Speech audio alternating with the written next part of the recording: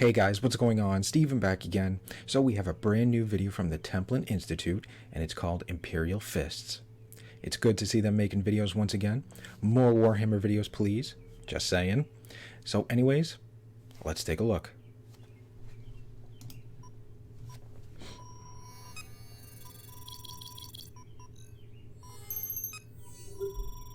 Oh, new intro?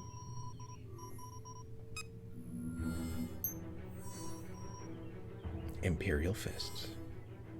Every battle brother within the Adeptus Astartes has been New transformed into narrator. something more than human.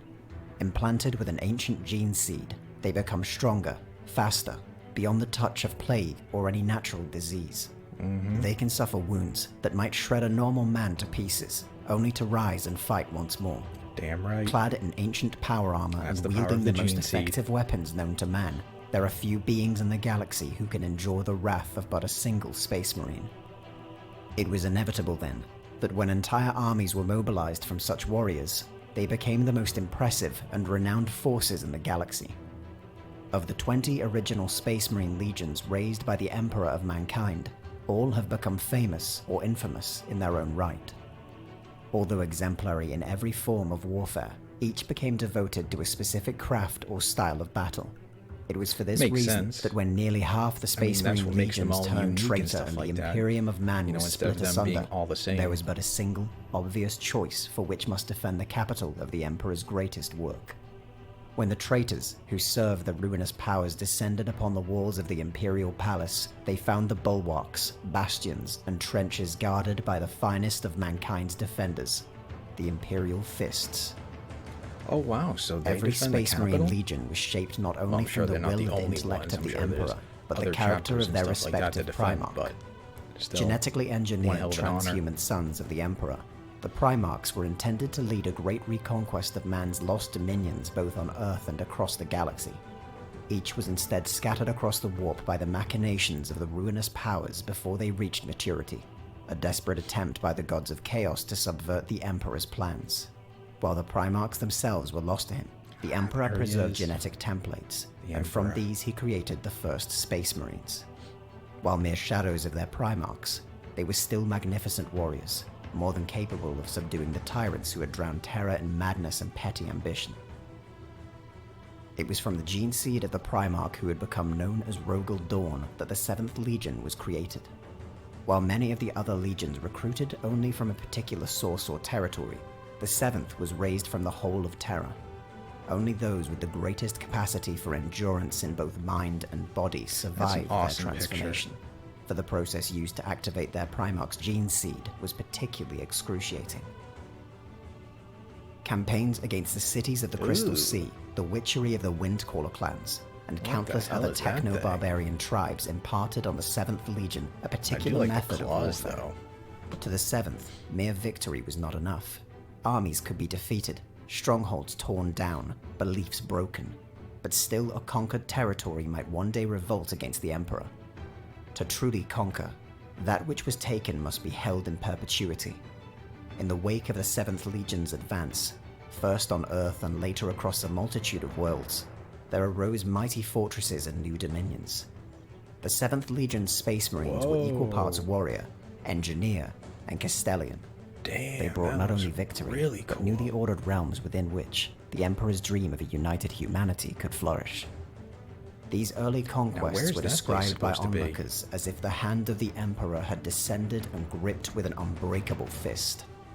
This description of service done by the 7th Legion was embraced by the Emperor himself, naming them the Imperial Fists by personal decree. Exactly how long the lost Primarch of the Imperial Fists lived By his early personal years while decree? his legion fought on Earth has long since been lost in myth. Yet it was clear that the Imperial Fist's inclination towards order and structure originated in part with Rogel Dawn. Unyielding, idealistic, and honest at times to a fault, Dawn had raised the icy world of Inward to a capital of an interstellar empire.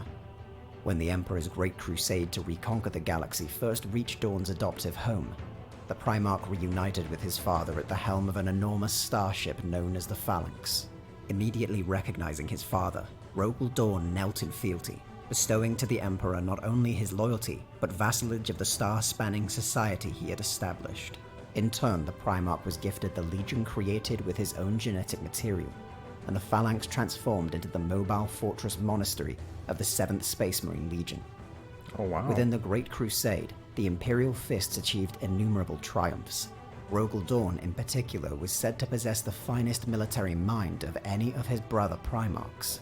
Ordered Really? and disciplined, yet inclined to flashes of Oh yeah, I zeal think and someone did inspiration. mention that in one of the comments, that he was The like a 7th very Legion became the smart masters of tactician and siegecraft, stuff like whether that. on the attack or defense.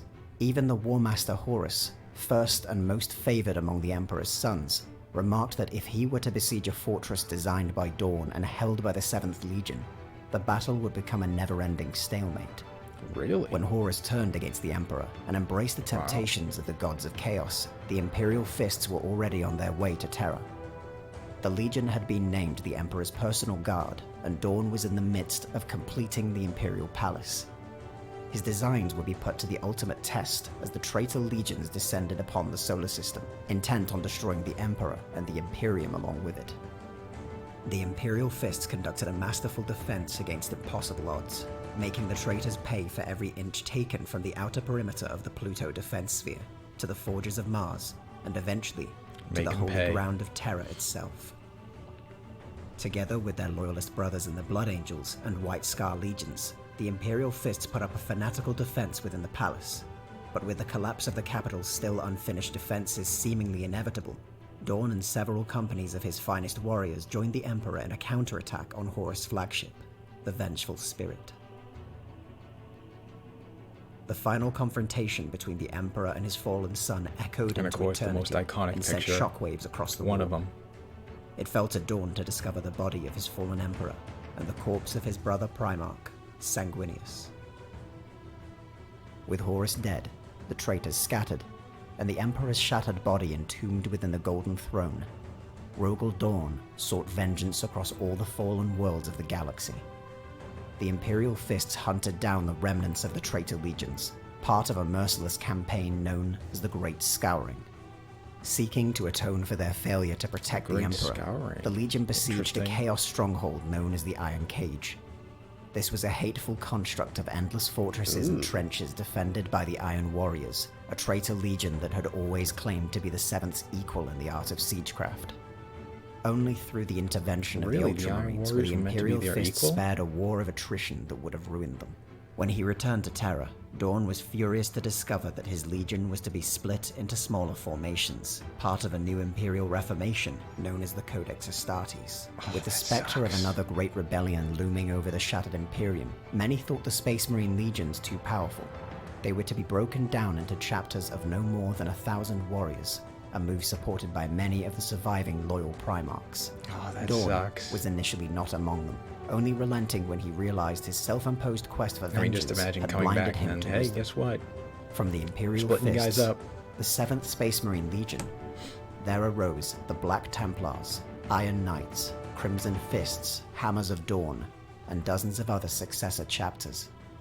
Rogel Dawn, But now I master mean, I of guess the that Imperial makes sense, Fist you know, chapter, without doing that, we wouldn't embraced have all all these other aspects of the iconic Codex chapters like the Astartes, Black Templars. retraining his battle brothers to its every dictate. It was in the First Black Crusade of Abaddon the Despoiler that the Imperial Fists lost their Primarch. In a fate that echoed that of his father, Rogel Dawn was last seen aboard a traitor battleship, leading a desperate attack on its command deck. All that was recovered of his body was a single fist, returned to the Phalanx where it still remains. The Hand of Dawn What are the has odds? been The the only thing that chapter's remains is holiest a icon, fist. a reminder of the sacrifice and commitment necessary for the Imperium to endure. For 10,000 years, the Imperial Fists have been the Imperium's most stalwart defenders. Entirely fleet-based, they have eschewed a traditional chapter homeworld in favor of the Phalanx. It is from here that the chapter master and his command staff oversee the 10 companies and the auxiliary and support units that currently comprise the Imperial Fists. Additional formations include the Imperial Fists Space Fleet, which can muster numerous strike cruisers, battle barges, and star forts. During the Great Crusade and Horus Heresy, the fleet of the 7th Legion was amongst the largest in the Imperium, and the lineage of that great armada can still be felt. While always on the move, the chapter maintains a network of fortress chapels on a variety of planets across the Imperium. These are typically garrisoned by veterans wounded so grievously that they are no longer able to fight at their full effectiveness. It is from these bastions that the chapter seeks out potential initiates, holding tournaments or even instigating conflicts among the local population to determine who might be worthy. Well, at least they're still famously serving. said that he wanted recruits, not vassals. And so, these fortress chapels exert no political right over the worlds they occupy, nor make any demands of its people. Well, that's good. Like most chapters, the Imperial Fists embrace combined arms in flexible, balanced battle groups, each capable of matching a variety of threats. While they do not purposely seek out any specific battleground over any other, the chapter is uniquely suited to the art of the siege. I like the top one. They are the utterly guy's just immovable throwing him off in the the thing. defense and able to pinpoint weaknesses and apply relentless pressure when on the attack.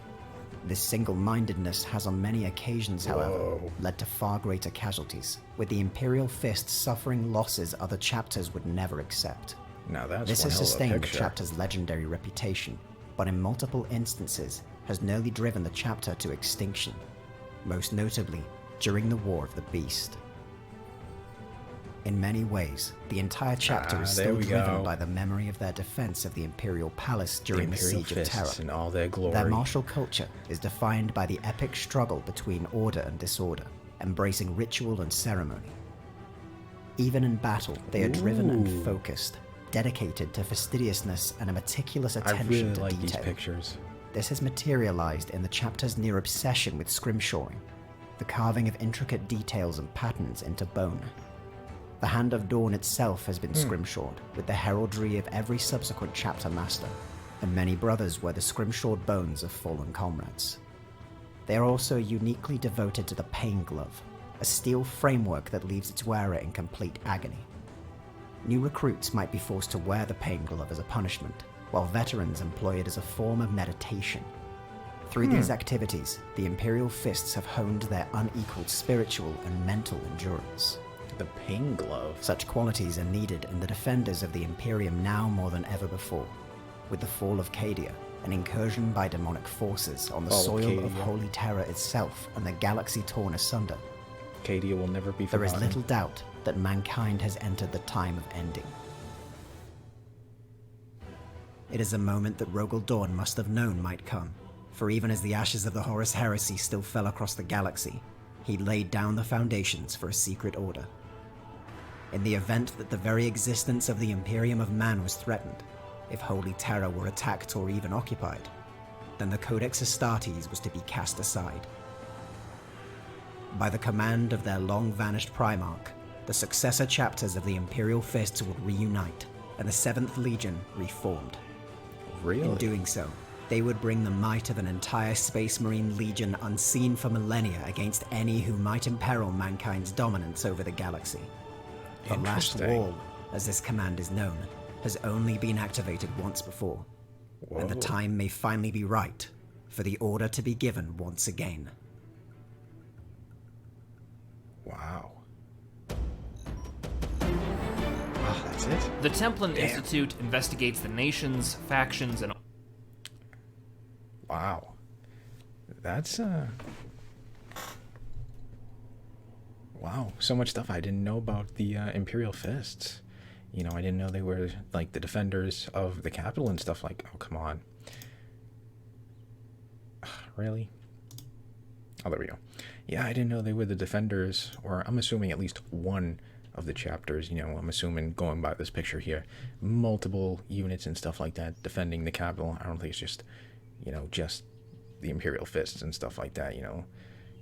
Judging by this picture, you know, you got guardsmen and stuff like that. But, yeah, to have that honor to defend the capital, that's gotta be an extremely high honor that, you know, they were selected to protect the capital. You know what I mean? But, yeah, that's very interesting. And, of course, you know, losing Rogel Dorn, only finding, you know, the only remains being a fist, kind of iconic. And then, of course, that end there, that was very interesting, that if things got severely dire, that, what was it, they'd execute that order, and all the successor chapters or the other chapters and stuff like that would reunite once again to be the seventh Legion. That's and apparently it's only been done once before, so that's a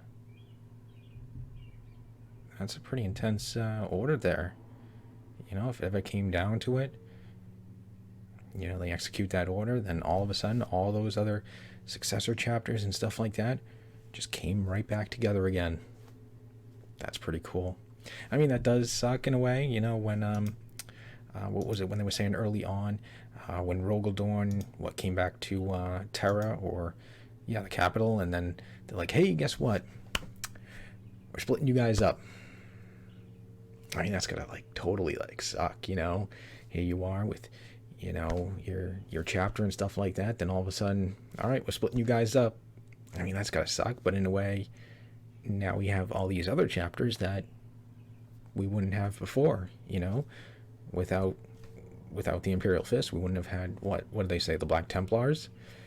So I mean, without them, maybe there still would have been an Empress Champion, or maybe not. I don't know. Crimson Fist, I did play them for a while because I was a sucker for red and blue, two of my favorite colors there, so I did like that, doing all blue and then just a red fist and stuff like that. Did make for pretty easy painting. But yeah, I did play them for a while. First I was Dark Angels, and then I did jump over for Crimson Fist for a while. And I did go back to Dark Angels just because I kind of like their lore a little bit more and stuff like that, But that's just me. But yeah. So I mean, without their Imperial Fist, we wouldn't have had all those other chapters and stuff like that. So, but yeah, that ending there, very cool. Hearing about, if the time came and they need to get back together. The might of an entire Space Marine Legion unseen for millennia against any who might imperil mankind's dominance over the galaxy. The Last Wall, as this command is known, has only been activated once before, and the time may finally be right. I missed it. The existence of the Imperial were attacked. I just want to hear it again just because it sounds so cool. And the Codex Astartes was to be cast aside.